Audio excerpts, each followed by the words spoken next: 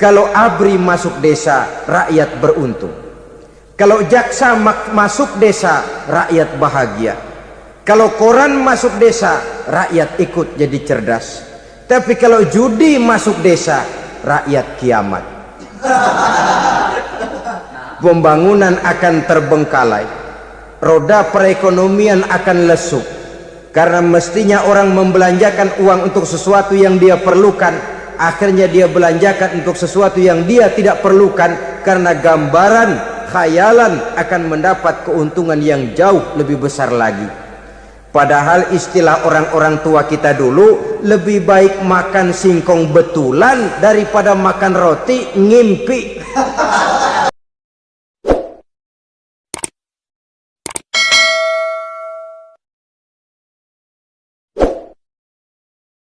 Assalamualaikum warahmatullahi wabarakatuh.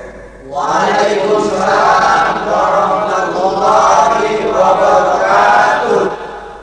Bismillahirrahmanirrahim. Alhamdulillahi rabbil alamin. Wal aqibatu lil muttaqin wala udwana illa 'alal zalimin.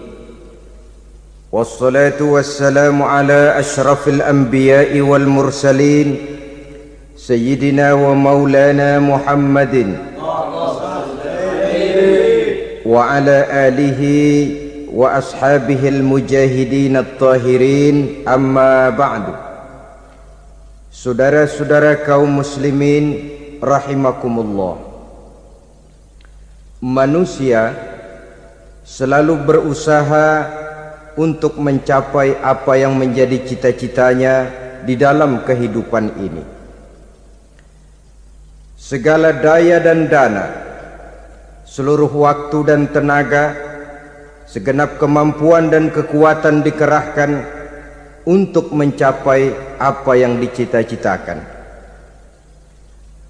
Ada orang yang di dalam berusaha mencapai cita-citanya tetap berpegang teguh kepada kaidah dan norma-norma yang harus dipatuhinya, baik itu norma-norma kehidupan bermasyarakat, berbangsa dan bernegara, lebih-lebih lagi itu menyangkut norma-norma kehidupan beragama. Artinya, di dalam mencapai cita-citanya, dia tetap menghormati dan mentaati halal haram, mengenal hak dan batil, tahu mana yang boleh dan mana yang tidak boleh. Tetapi di lain pihak, tidak jarang, bahkan banyak sekali orang-orang yang di dalam usaha mencapai cita-citanya terjebak dalam prinsip menghalalkan segala macam cara untuk mencapai satu tujuan. Tidak ada lagi kaidah dan norma-norma yang harus ditaatinya. Ia tidak peduli dengan halal dan haram. Ia tidak kenal hak dan batil. Ia tidak tahu mana yang boleh dan mana yang tidak boleh. Segala cara dilaksanakan asal tujuan tercapai. Maka lahirlah orang-orang yang mengambil jalan pintas dan potong kompas dalam usaha mencapai apa yang menjadi cita-cita dan tujuan dalam kehidupannya. Begitulah kita lihat dalam kehidupan ini. Yang di bawah ingin cepat naik ke atas, sementara yang di atas bertahan tidak mau turun dari tahta dan singgasananya. Maka terjadilah benturan-benturan nilai dan kepentingan. Terbentuklah klik, klan, grup dan sindikat-sindikat yang menyerupai mafia, di mana nilai objektivitas sudah sangat sulit ditemukan. Yang celakanya lagi, lahirlah budaya jilat-menjilat, upeti, dan lain sebagainya asal tujuan bisa tercapai. Sementara itu yang miskin ingin cepat menjadi kaya, sedang yang kaya ingin menjadi lebih kaya lagi. Kalau boleh tidak hanya sekedar dia saja yang kaya, anaknya harus kaya, cucunya tidak boleh miskin dan kere. Bahkan cucu daripada cucunya pun harus jadi orang-orang kaya. Ini keinginan yang wajar. Setiap orang tua tentu tidak ingin meninggalkan anak cucunya dalam keadaan miskin dan terlunta-lunta. Yang tidak wajar kalau keinginan itu membuat orang lalu menghalalkan segala macam cara, menyalahgunakan fasilitas yang dimilikinya, apalagi kalau dia berada dalam satu posisi di mana seharusnya dia memberikan contoh dan keteladanan. Maka akibatnya timbullah krisis wibawa, yang dari krisis wibawa ini mengendorlah disiplin. Sesungguhnya orang lalai, orang tidak mau berdisiplin karena di mukanya, di matanya, dalam pandangannya tidak ada lagi orang yang dianggapnya berwibawa. Dan wibawa itu hilang oleh karena orang merasa tidak ada keteladanan yang patut dijadikan contoh dalam kehidupannya. Inilah sesuatu yang kurang dirasakan di zaman kita sekarang ini.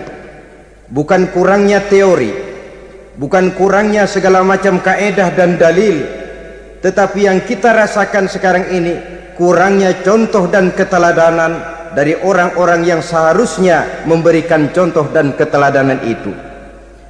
Berangkat dari sejarah dan kehidupan Rasulullah sallallahu alaihi wasallam, keberhasilan yang beliau peroleh, salah satu dasar utamanya ialah satunya kata dan perbuatan.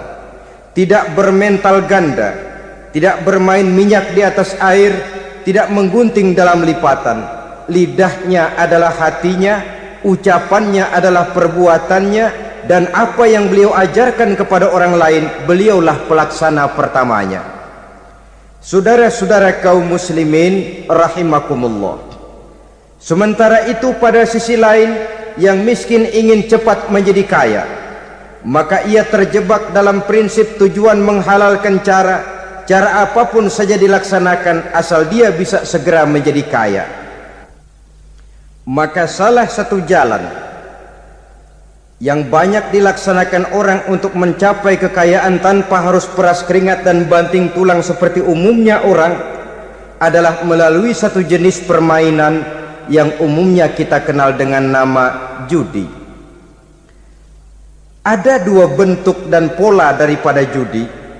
Walaupun seiring dengan kemajuan ilmu pengetahuan dan teknologi canggih, peradaban manusia semakin tinggi, maka jenis macam judi yang dimainkan oleh manusia ikut-ikut menjadi canggih. Tetapi pada umumnya ada dua jenis macam judi itu. Pertama, ada judi yang dilakukan secara langsung, dalam arti seorang petaruh berhadapan dengan bandar atau orang berhadapan dengan orang. Dari judi yang dilaksanakan secara langsung ini, efek negatif yang segera bisa kita lihat dengan nyata. Pertama, timbulnya rasa dendam dan permusuhan. Walaupun orang nampak duduk berhadap-hadapan, walaupun kelihatannya mereka tertawa satu sama lain, tapi yakinlah itu cuma sekedar kulit saja. Pikiran yang ada dalam benak tiap-tiap orang yang terlibat dalam perjudian tidak lain ialah bagaimana saya bisa mengalahkan lawan main saya. Akibatnya tentu bisa kita pastikan akan timbullah dendam dan permusuhan bagi yang kalah, akan timbullah rasa sombong dan menganggap remeh orang lain bagi yang menang. Yang kedua, lalainya orang kepada apa yang menjadi tanggung jawab dan kewajibannya. Orang bisa lupa kepada anak dan istri. Kalau kepada anak dan istri saja sudah bisa lupa, apalagi kepada yang lain, sebab anak dan istri memang merupakan bagian daripada kehidupan kita. Konon lagi saudara, konon lagi keluarga yang lain, anak istri saja bisa terlupakan oleh penyakit dan permainan yang bernama judi ini. Yang ketiga, hilangnya rasa sayang kepada harta. Harta yang didapatnya dengan peras keringat dan banting tulang. Mungkin pergi pagi dan pulang sore. Setibanya dia di meja judi, apalagi uang tadi sudah bertukar dengan dalam bentuk koin, maka rasa sayang kepada harta itu tidak akan pernah ada lagi. Tetapi saudara-saudara, bagaimanapun juga, judi dalam artian langsung semacam ini hanya melibatkan orang-orang tertentu. Artinya selektif. Ada judi yang lebih berbahaya daripada jenis ini, perjudian massal. Taruhlah roulette dan kasino itu judi, tetapi judi jenis roulette dan kasino ini bahayanya hanya untuk orang-orang tertentu yang memang sudah mapan, kelompok elit. Masa iya bocah angon di kampung main roulette? Apa ia yang tinggal di pinggir kali kenal kasino? Ya entahlah kalau kasino Prambos ya. Dari judi massal semacam ini lahirlah penyakit yang dinamakan tulul amal. Tulul amal, orang yang terlalu panjang angan-angan. Bukan tidak boleh orang bercita-cita, sebab cita-cita itu perlu. Katanya manusia tidak makan masih bisa hidup 1 bulan lebih. Manusia tidak minum masih bisa hidup 3 hari lebih. Tapi manusia tidak punya cita-cita 1 jam pun dia tidak akan bisa hidup. Karena faktor yang membuat kita bergairah menghadapi kehidupan, faktor yang mendorong kita untuk tetap berusaha dan tegar menghadapi resiko, karena adanya cita-cita di dalam kehidupan kita. Tetapi cita-cita tanpa direalisir dengan usaha, cita-cita yang tidak berangkat dari kemampuan yang ada, pada akhirnya hanya akan merupakan cita-cita yang mengawang, tidak akan terwujud dalam kenyataan, dan akan membentuk manusia menjadi orang yang tulul amal, panjang angan-angan, terlalu muluk keinginan, tidak berangkat dari kemampuan dan kesanggupan yang ada pada dirinya sendiri. Maka penyakit inilah yang telah menghasilkan dan melahirkan penghayal-penghayal kelas berat, tukang-tukang ngelamun kelas tinggi yang hidup di angkasa luar. Dan sejarah belum pernah mencatat ada orang menjadi kaya karena judi, itu belum pernah. Saudara lihat saja orang kaya yang namanya Adnan Khashoggi, orang kaya yang namanya Henry Ford, orang kaya yang namanya Aristotle Onassis, orang kaya yang namanya David Rockefeller. Itu seluruhnya menjadi kaya bukan karena mereka terlibat dalam perjudian, tapi karena kerja keras, peras keringat, banting tulang. Dan itu dimulai sejak mereka masih remaja. Sehingga memang ada pepatah, ini baik sekali saya kira. Berpikirlah kamu di waktu pagi, bekerjalah kamu di waktu siang, makanlah di waktu sore, dan tidurlah di waktu malam. Berpikir di waktu pagi artinya belajar di kala muda. Bekerjalah di waktu siang artinya amalkan ilmu itu kalau sudah dewasa. Makanlah di waktu sore, hari tua nanti tinggal menikmati hasilnya. Tidurlah di waktu malam, maksudnya kalau mati, matilah dengan tenang. Logikanya berkaitan. Kalau pagi kita tidak mau berpikir, nanti siang kita tidak akan bisa bekerja. Kalau siang kita tidak mau bekerja, nanti sore makan apa? Kalau sore kita tidak makan, alamat malam tidak bisa tidur. Itu logika. Kalau di kala remaja dan muda kita hanya santai saja, maka hari dewasa kita akan menghadapi hidup ini dengan penuh kebingungan. Kalau hari dewasa penuh dengan kebingungan, alamat hari tua terlunta-lunta.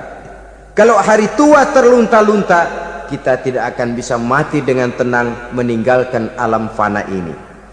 Saudara-saudara kaum muslimin rahimakumullah. Sehingga ada pepatah mengatakan, many a great man start as a newspaper boy, katanya. Banyak orang besar yang mulai pekerjaannya dengan menjual koran. Artinya berangkat dari A. Banyak pengusaha mobil yang memulai pekerjaannya dari tukang cuci mobil, tapi lalu bertahap dan tegar menghadapi kenyataan, sehingga proses demi proses dia hadapi dengan tegar, dengan tabah, dengan sabar, dengan ulet, sampai kepada membuahkan hasil. Kita ingin pintas, kayaknya mau, usahanya tidak mau. senangnya mau, peras keringatnya tidak mau. Ini tentunya akan melahirkan kontradiksi di dalam kehidupan. Maka dari jenis perjudian massal semacam ini lahirlah penyakit tulul amal, panjang angan-angan, terlalu muluk cita-cita. Bayangkan saja kalau ini terjadi secara massal, menimpa nasib rakyat kita di pedesaan yang jauh dari keramaian. Tiap hari mereka didina-bobokkan oleh gambaran tentang akan diperolehnya uang dalam jumlah yang banyak dengan angka nol yang berentet. Tiap hari mereka melihat angka-angka itu. Mereka lambat laun akan terseret dalam arus tulul amal ini. Panjang angan-angan, muluk cita-cita, hanya dengan mengandalkan meja perjudian. Akibatnya timbul penyakit yang kedua, yang ketiga, yaitu malas berusaha. Orang kalau sudah terlalu asik berkhayal, menghitung bintang di langit, malas berusaha. Kalau ada temannya kerja jadi buruh kasar, bawa hasil yang merupakan jerih payah dan peras keringat dia, satu minggu bergaji 10-15 ribu, diketawain. Apaan gaji lu 10 ribu, 15 ribu? Entar gua nih kalau ketembus 100 juta, entar. Yang 10 ribu dan 15 ribu keringat orang itu dihina, itu dicela. Tetapi dia selalu menghitung, entar nih gua. Entarnya wallahu a'lam. Saudara hadirin yang saya muliakan, timbullah sikap malas. Padahal di tengah negara sedang membangun di berbagai bidang kehidupan. Maka sifat malas ini merupakan musuh kita, baik mengejar kemiskinan, baik mengejar kebodohan dan keterbelakangan kita di sektor-sektor lainnya. Alangkah akan terganggunya roda pembangunan di negara kita ini jikalau sebagian besar rakyat dihinggapi oleh penyakit malas, yang malas ini dilatar belakangi oleh penyakit tulul amal, terlalu muluk angan-angan, yang angan-angan ini dinina-bobokkan oleh keinginan untuk mendapatkan untung yang besar tanpa peras keringat dan banting tulang. Sasaran yang lebih jauh, dan ini yang paling kita khawatirkan, hancurnya kubu-kubu pertahanan moral daripada bangsa kita. Kita sependapat bahwa lebih penting daripada membangun jembatan adalah membangun manusia yang membangun jembatan. Bahwa lebih penting daripada mengaspal jalan raya adalah membangun mental manusia yang melaksanakan pengaspalan itu. Dengan kata lain, membangun dan mempersiapkan manusia pembangunan.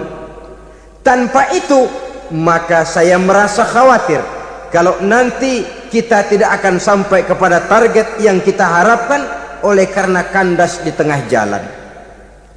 Saudara-saudara kaum muslimin rahimakumullah, Islam sebagai agama yang mengajarkan manusia untuk berusaha dan mengeluarkan segala kemampuan untuk melaksanakan segala usahanya itu, sangat membenci sifat malas, sangat membenci sifat tulul amal atau panjang angan-angan.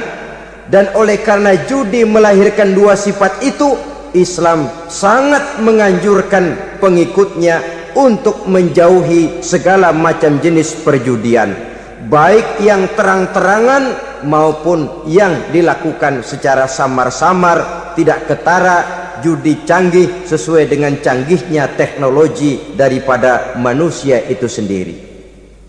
Ini adalah penyakit yang meracuni masyarakat manusia dari sejak berpribadi, bertetangga, berumah tangga, sampai kepada berbangsa dan bernegara.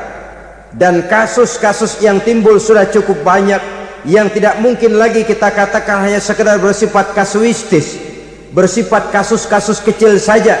Sebelum riaknya naik ke permukaan, marilah kita membuat benteng untuk masing-masing pribadi muslim memelihara dan menjaga diri jangan terseret dalam permainan yang bernama judi, apapun bentuknya, bagaimanapun cara dan ragamnya, karena jelas bahayanya lebih besar daripada manfaatnya. Taruhlah kita barangkali kemarin-marin hanyut dalam arus perjudian, tetapi hendaknya kita bisa mengambil pelajaran bahwa seorang mukmin adalah seorang yang apabila dia melakukan kesalahan, dia segera sadar, dijadikannya pelajaran untuk tidak diulanginya lagi pada masa-masa yang akan datang. Dengan sikap semacam itu, kita tidak lagi akan mengulangi kesalahan-kesalahan lama, dan grafik kehidupan kita dari hari ke hari akan makin menunjukkan hal-hal yang baik dan positif adanya. Saudara-saudara kaum muslimin rahimakumullah, kalau ABRI masuk desa, rakyat beruntung. Kalau jaksa masuk desa, rakyat bahagia. Kalau koran masuk desa, rakyat ikut jadi cerdas. Tapi kalau judi masuk desa, rakyat kiamat. Pembangunan akan terbengkalai, roda perekonomian akan lesu, karena mestinya orang membelanjakan uang untuk sesuatu yang dia perlukan, akhirnya dia belanjakan untuk sesuatu yang dia tidak perlukan, karena gambaran khayalan akan mendapat keuntungan yang jauh lebih besar lagi. Padahal istilah orang-orang tua kita dulu, lebih baik makan singkong betulan daripada makan roti ngimpi. Artinya uang yang 1.000-2.000 rupiah itu lebih baik dibelikan beras, dimasak, makan bersama anak dan istri, terasa nikmat dan halalnya, ketimbang beli kertas lalu ngelamun, menghayal, menghitung yang bukan-bukan. Itu kertas dibolak madep ulon, dibolak madep mudik, diputar sana, diputar sini, akhirnya palanya ikut muter. Kira-kira apa yang cocok? Masih belum puas, kertas dilihat, orang gila ditanyain. Sudah tahu waras, orang gila yang ditanya. Masih belum puas, nanya orang gila, tidur di kuburan. Allahu Akbar.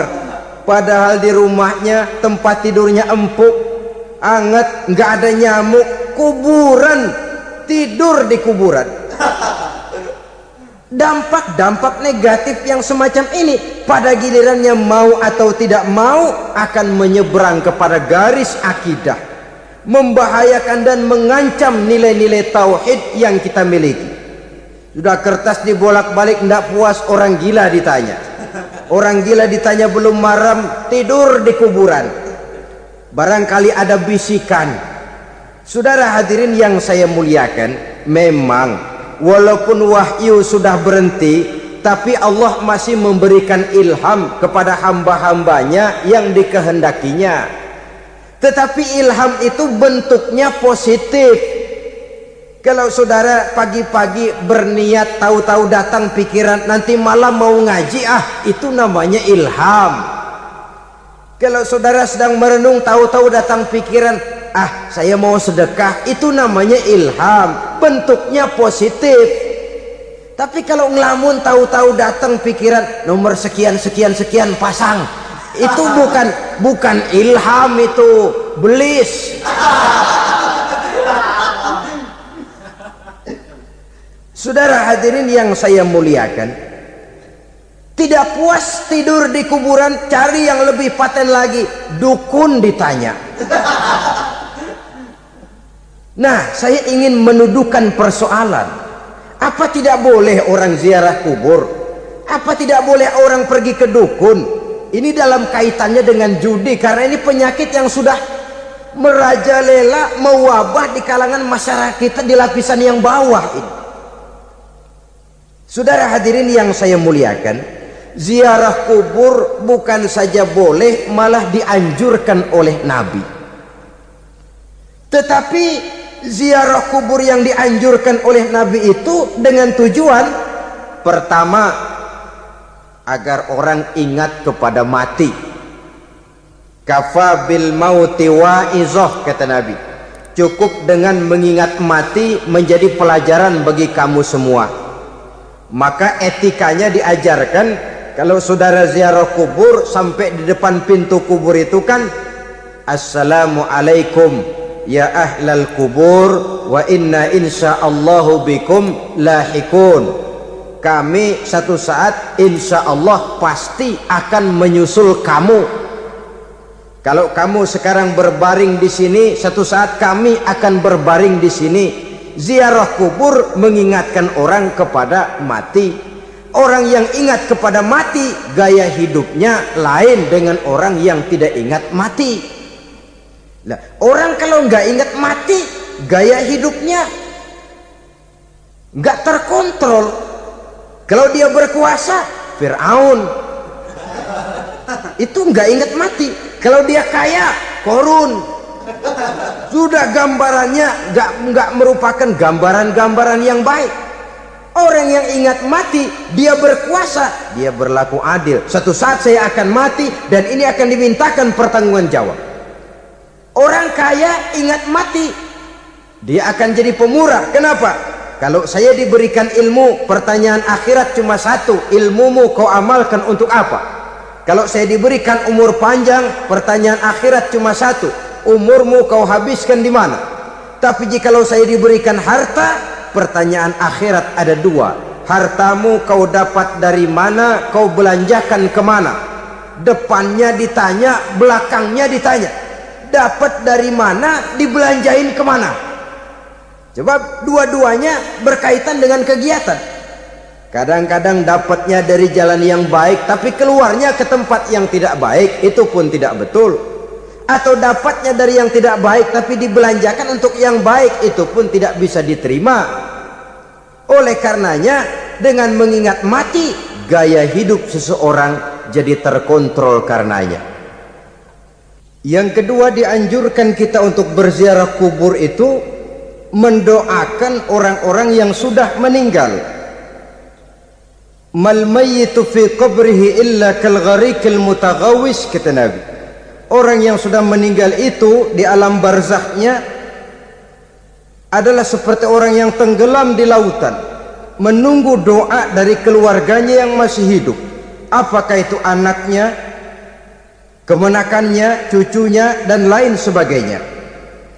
Adapun yang kalau kita ziarahi itu kuburnya orang-orang yang kita tahu merupakan orang soleh, orang yang berjiwa bersih, yang kita kenal ketakwaannya kepada Allah Subhanahu wa ta'ala, tidak ada salahnya kita bertabarruk, asal jangan dengan satu keyakinan bahwa dia secara mandiri bisa mendoakan kita.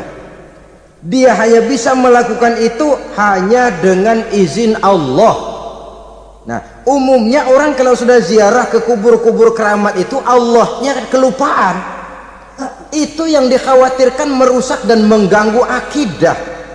Sehingga di awal-awal perkembangan Islam, Nabi pernah melarang orang ziarah kubur itu. Ini bisa kita simak dari hadis, kuntu nahaitukum an ziyaratil qabri fazuruha. Dahulu aku pernah melarang kamu untuk ziarah kubur, adapun sekarang kalau mau ziarah, ziarahlah kamu. Kata-kata dulu aku pernah melarang kamu itu menggambarkan bahwa pada permulaan perkembangan Islam, nilai keimanan para sahabat masih rapuh, masih lemah, masih memerlukan pembinaan. Sehingga kalau mereka sering ke kubur, dikhawatirkan mereka minta kepada kubur. Nah, tetapi tatkala nilai keimanannya sudah mapan, sudah kuat, kata Rasul, fazuruha. Adapun sekarang kalau mau pergi berziarah, ziarahlah kamu. Saudara hadirin yang saya muliakan, jadi jangan melupakan Allah.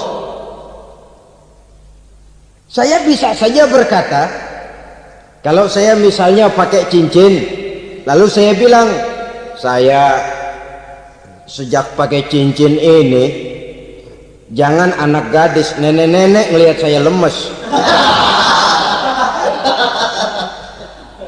Atau sejak pakai cincin ini, dagangan laris bener. Cincin itu yang menggelincirkan akidah. Untuk tidak tergelincir, orang harus tidak melupakan Allah. Dia bisa berkata, alhamdulillah, Allah memberikan keistimewaan kepada batu cincin saya. Batu cincinnya tidak apa-apa, Allah yang memberikan keistimewaan. Ini dalam bentuk yang langsung. Dalam bentuk yang tidak langsung kita bisa lihat, misalnya kalau petani ditanya, oh ini bisa panen besar ini rahasianya apa Pak? Oh, pupuk urea. Pupuk urea. Nah, Allah nomor 16. Seorang petani yang baik keimanannya, dia akan berkata, kami bisa panen besar karena izin Allah. Lah, kalau pupuknya mah pakai pupuk urea, izin Allahnya dulu, baru kemudian pupuknya nyusul. Jadi sebenarnya bukan cuma pergi ke dukun yang bisa merusak keimanan, pergi ke dokter juga bisa loh merusak keimanan. Kalau berkeyakinan bahwa dokter itulah yang memberikan sembuh, kenapa akidah saudara tidak tergelincir karenanya? Dokter hanya memberikan obat dan resep, sembuh itu datangnya dari Allah. Ini yang diungkapkan lewat lisan Nabi Ibrahim alaihissalam, wa idza maridtu fahuwa yashfini. Apabila aku sakit, dialah Allah yang memberikan sembuh. Memberikan sembuh. Jangan juga menyalahartikan ayat ini. Ada ayat begini sakit terus nekat. Udah nggak usah berobat dah, memang penyakit dari Tuhan, ntar waktunya baik ya baik ya. Udah ampek terus dah. Orang yang berobat saja belum tentu sembuh, apalagi yang tidak berobat. Sama juga orang nggak sembahyang kita ajakin ngotot, lo juga yang sembahyang belum tentu masuk surga katanya. Lah yang sembahyang belum tentu masuk surga, bagaimana cengoran lo yang nggak sembahyang?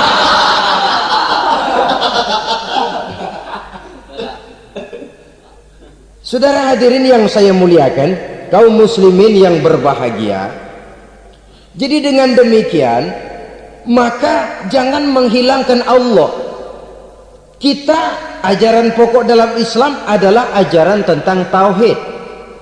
Nah, tauhid ini menyangkut mengesahkan Allah, baik di dalam zatnya, baik di dalam sifatnya, baik di dalam perbuatannya, baik di dalam beribadah kepadanya. Tauhid dalam ibadah itu ada. Tauhid dalam zat artinya zat Allah itu tidak tersusun, tidak terdiri dari bagian-bagian yang bisa dipecah-pecah. Ya seperti kita ini kan ada kepala, ada kaki, ada tangan. Allah tidak tersusun zatnya dari bagian-bagian. Esa zatnya tidak bisa dibagi-bagi. Esa sifatnya artinya Allah itu sifatnya tidak pernah berubah. Sejak dahulu sampai sekarang Allah itu cinta kepada orang beriman yang melakukan kebaikan, dan Allah benci kepada orang kufur yang melakukan kejahatan. Mustahil satu saat Allah berubah, orang kufur yang berbuat kejahatan didemenin, orang mukmin yang berbuat kebaikan dikeselin. Misalnya tahun 2000 Tuhan giliran jengkel sama orang mukmin, itu mustahil. Dia esa di dalam sifatnya. Lain dengan sifat kita manusia. Sifat kita ini kan relatif. Ada saatnya kita senang, lain saat yang kita senang betul kita caci maki. Hari ini kita caci maki, besok kita puji. Lihat teman kaya, habis kita omongin, boleh jadi dia kaya. Kenapa? Dukunnya 36. Begitu kita habis caci maki begitu, dia datang ngasih duit sama kita, cacian itu bisa berubah menjadi pujian. Lu ya emang bukan main dah.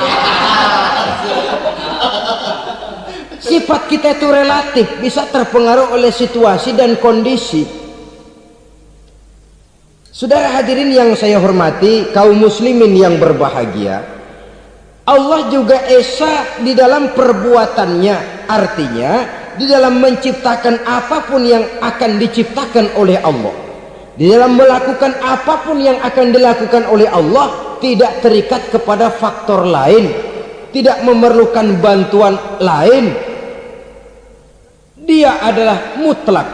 Nah, kemudian kita mengesahkan Allah dalam zatnya, mengesahkan Allah dalam sifatnya, mengesahkan Allah dalam perbuatannya, belum tentu berarti kita mengesahkan Allah dalam ibadahnya. Sebab banyak orang yang yakin betul Allah itu esa, teguh dengan pendiriannya. Tuhan lu siapa? Allah. Allah bagaimana? Esa. Bagaimana kalau dua? Kagak. Tiga? Enggak. Mantap. Soal tahlil paten. Tapi dalam ibadah kadang-kadang dia tidak mentauhidkan Allah. Ini makna wa ma umiru illa liya'budullaha mukhlisin. Kami tidak memerintahkan kepadamu kecuali untuk beribadah kepadaku, kata Allah, dengan ikhlas. Beribadah kepada Allah dengan ikhlas itu artinya apa? Beribadah hanya untuk Allah saja. Nah, kalau hanya untuk Allah saja, lalu kita minta berdoa di depan kuburan orang yang soleh, apa syirik? Tidak syirik. Kalau kita berkeyakinan bahwa orang tempat kita memanjatkan doa itu hanya bisa mendoakan kita dengan izin Allah. Dia sendiri tidak punya kekuasaan apa-apa. Tanpa izin Allah dia tidak bisa berbuat apa-apa. Itu tidak menyebabkan orang menjadi syirik. Sama saja dengan kalau saya berkata tadi, alhamdulillah Allah telah memberikan keistimewaan kepada batu cincin saya. Apa salahnya Allah memberikan keistimewaan kepada benda-benda mati? Allah memberikan keistimewaan kepada Hajar Aswad, benda mati. Allah memberikan keistimewaan kepada Masjidil Haram, benda mati. Allah memberikan keistimewaan kepada Ka'bah, benda mati. Orang tawaf keliling Ka'bah, sembahyang di Masjidil Haram, sujud menghadap kepada Ka'bah, apakah jadi syirik? Tidak. Kita tidak menyembah Ka'bahnya, kita menyembah yang punya Ka'bah itu. Nah, di sini kita lihat bahwa fungsi Ka'bah hanya merupakan wasilah. Tapi kalau Allahnya kita hilangkan, jadilah kita penyembah batu. Hanya saja batu itu berbentuk 4 bernama Ka'bah. Sa'i, orang yang melaksanakan haji, lari-lari antara Safa dan Marwah, amalan apa itu? Seakan-akan kita menghormati bukit-bukit, gunung-gunung. Tapi bukan itu yang kita tuju dalam pelaksanaan sa'i itu. Yang kita tuju adalah ini perintah Allah, Allahnya yang diutamakan.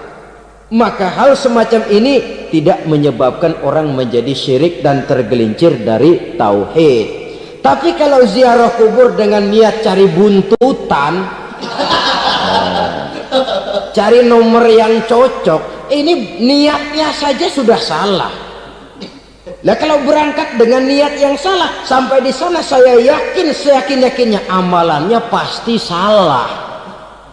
Lah, kubur yang diziarahin bukan kubur orang soleh. Ya mana ada orang soleh ngasih kode buntut.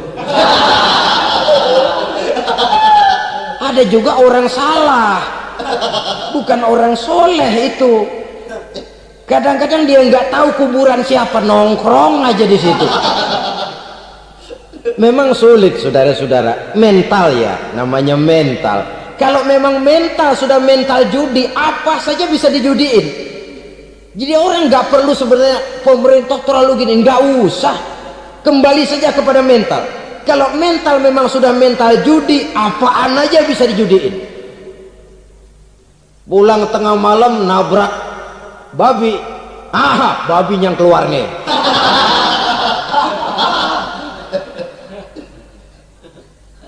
Mobil lewat nomornya bisa dijudiin, bajai lewat bajai bisa dijudiin. Mental. Kalau memang mental sudah mental judi, apapun saja bisa dijudikan.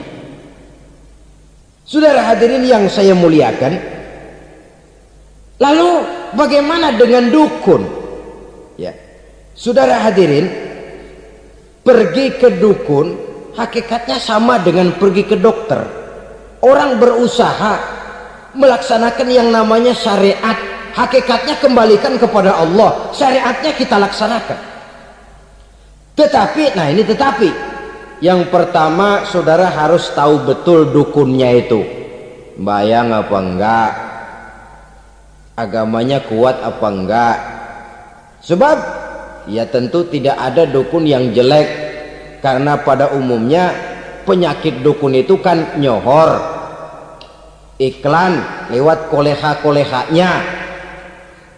Kita bisul kecil datang, kata dukun, ah ini si kecil kemarin bisul kayak kelapa 5 menit baik. 5 menit padahal kemarin kagak ada yang datang. Diolah sedemikian rupa supaya orang mantap. Jadi jangan asal sembarangan. Kadang-kadang lihat potongan dukunnya aja kita ngeri. Mukanya sudah klemot, nggak pernah tersentuh air wudhu. Jangankan air wudhu, mandi aja jarang.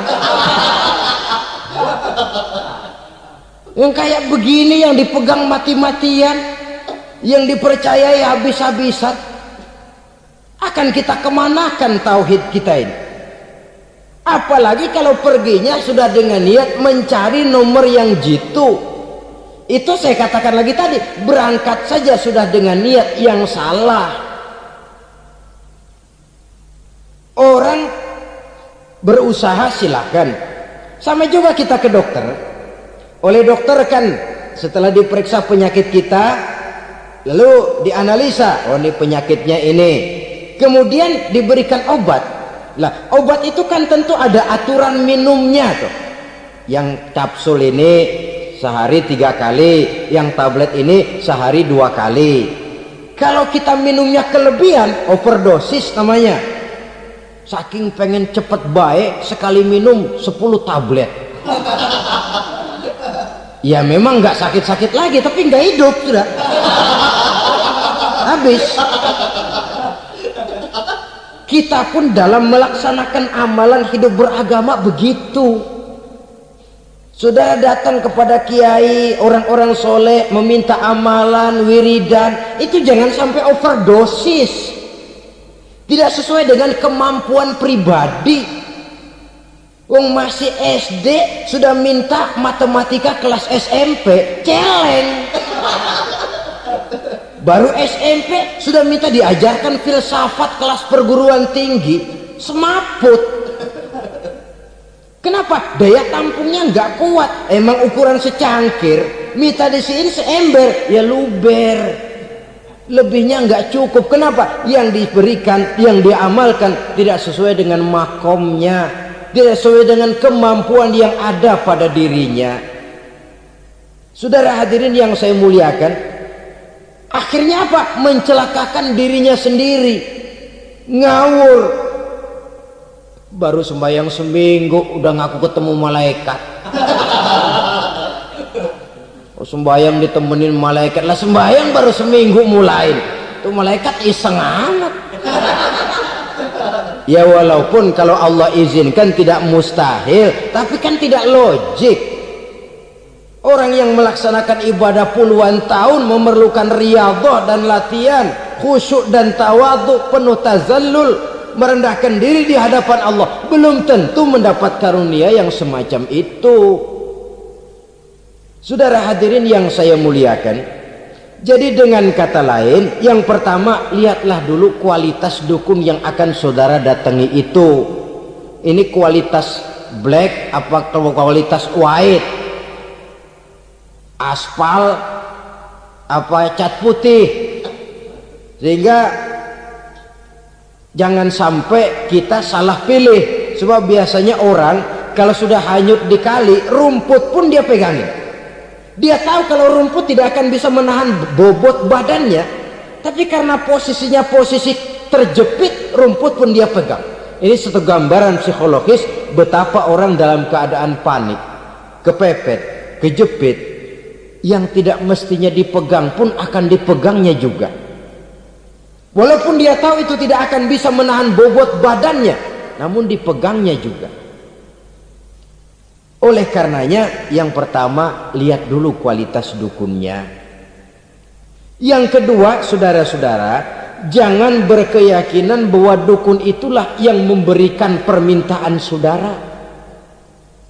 Si dukun hanya bisa dengan izin Allah. Nah ini kuncinya. Kalau izin Allahnya dihilangkan, dan ini yang jarang. Biasanya kalau kita diajak ke dukun, di sono aja paten banget. Abah ano, abah ini, abah ano, abah-abah. Lah, lalu pikiran kita kan terfokus. Dikala itulah kita mulai menyampingkan Allah. Di situ yang dikhawatirkan nilai tauhid kita jadi tergoyah karenanya. Bahwa orang yang kita datangi, yang kita kenal kesolehan dan ketakwaannya, hanya bisa memberikan pertolongan dengan izin Allah.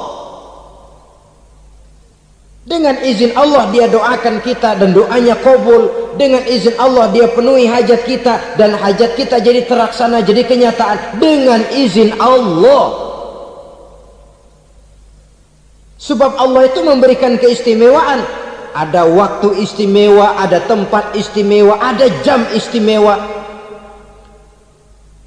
Kenapa sih sedekah hari Jumat dengan sedekah hari Kamis pahalanya kok lebih besar hari Jumat? Karena itu waktu istimewa.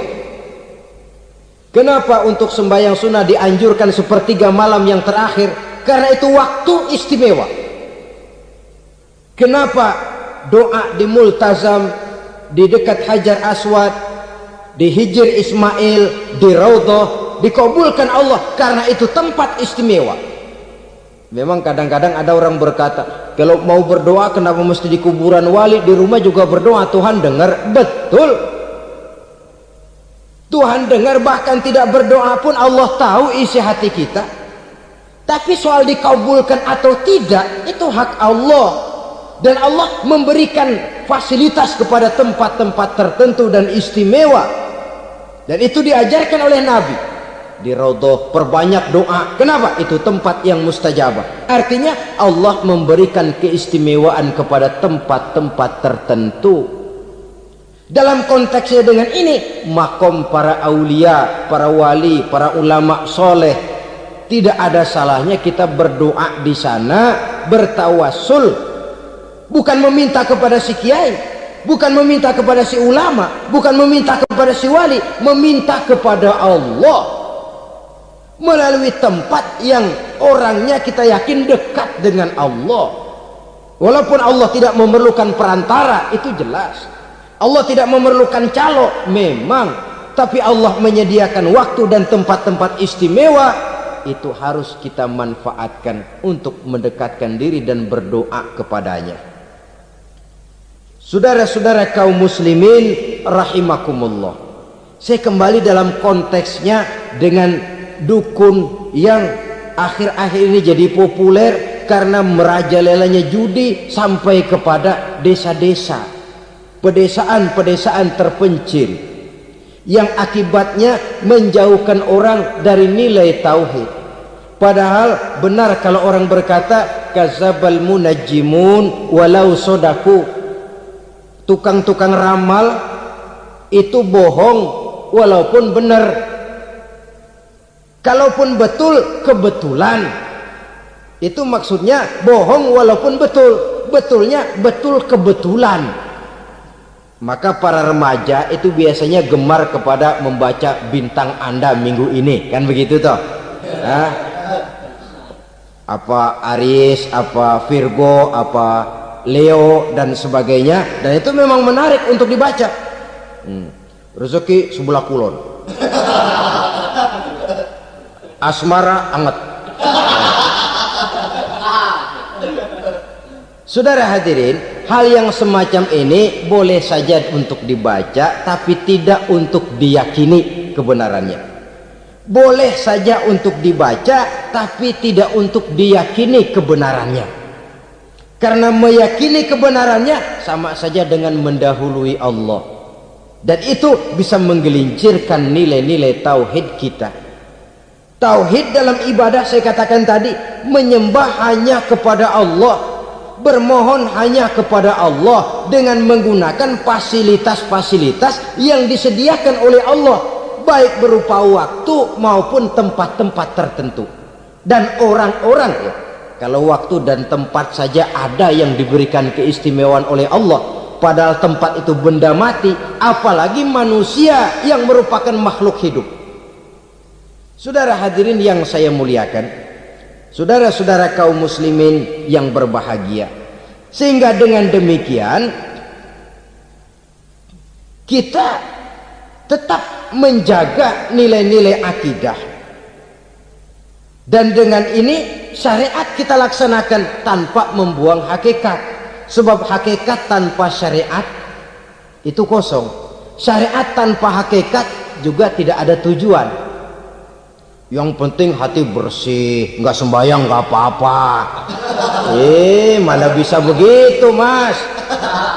Kalau memang hati bersih nggak usah sembahyang nggak apa-apa. Nabi Muhammad dulu berhenti dong sembahyang. Sebab beliau orang yang hatinya paling bersih. Nah, orang yang hatinya paling bersih saja sembahyang yang nggak berhenti, masa kita lalu mau berhenti? Yang penting kan kita bisa dekat dengan Allah melalui perasaan. Banyak-banyak ingat. Apa itu sembahyang? Macam-macam. Itu hakikat saja tanpa syariat ya tidak bisa. Syariat saja tanpa hakikat juga gerak lahir yang tanpa roh namanya. Kita melakukan sholat tapi kita tidak tahu untuk apa kita sholat dan kenapa kita sholat dan siapa yang kita sembah di dalam kita sholat. Sehingga dengan demikian keduanya tidak bisa terpisahkan satu sama lain, seperti halnya kulit dan isi. Barangkali pernah saya ingatkan, kulit penting, isi pun juga penting. Hakikat penting, syariat juga penting.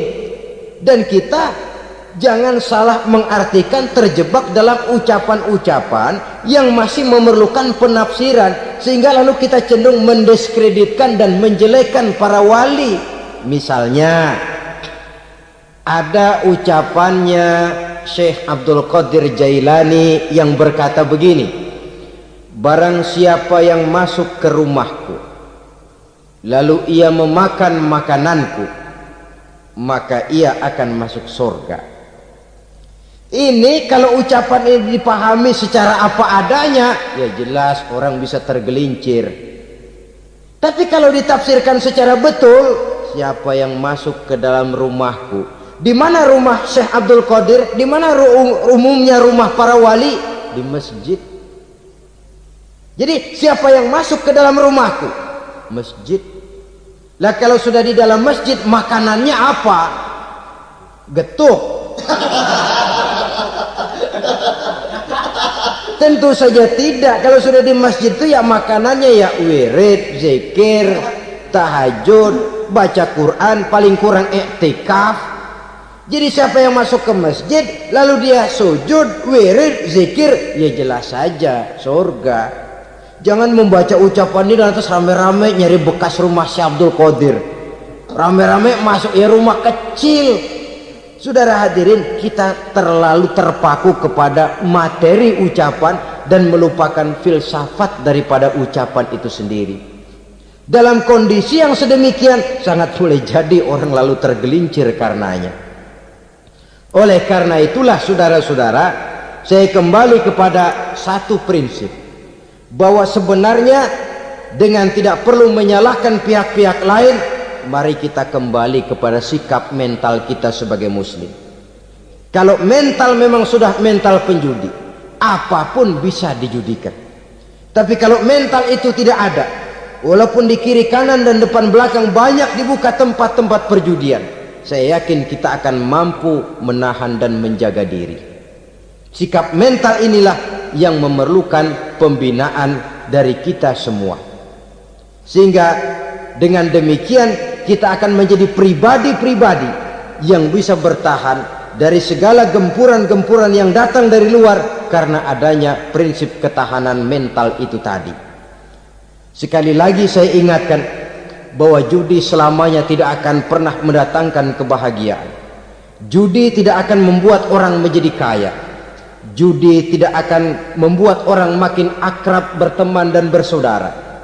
Yang jelas judi melahirkan permusuhan dan dendam, membangkitkan rasa malas, memulukan angan-angan tanpa mau peras keringat dan banting tulang, melalaikan orang dari tanggung jawab dan kewajibannya, membuat ia lupa kepada anak, istri dan seluruh keluarganya, dan pada akhirnya dia akan terjebak dalam satu permainan yang makin menjauhkan dia dari proses kesadarannya sebagai manusia. Sebagai uraian penutup, marilah kita renungi firman Allah dalam Al-Baqarah ayat 208. A'udzubillahi minasyaitonir rajim. Ya ayyuhalladzina amanu dukhulu fis silmi kafah wa la tattabi'u khutuwatis syaitan innahu lakum aduwwum mubin. Hai orang-orang yang beriman, masuklah kamu ke dalam keselamatan, masuklah kamu ke dalam Islam secara keseluruhan. Jangan kamu mengikuti jejak-jejak setan, karena setan adalah musuhmu yang nyata dan jelas. Judi termasuk jejak-jejak yang ditinggalkan oleh setan untuk diikuti oleh kita, agar kita mendapatkan kesengsaraan baik di dunia, lebih-lebih di akhirat nanti. Semoga Allah selamatkan kita, Allah selamatkan seluruh bangsa kita dari penyakit-penyakit judi yang melahirkan efek-efek negatif dalam kehidupan. Terima kasih atas perhatian saudara. Mohon maaf atas segala kekurangan. Usikum wa nafsi bitaqwallah. Wassalamu alaikum warahmatullahi wabarakatuh. Waalaikumsalam warahmatullahi wabarakatuh.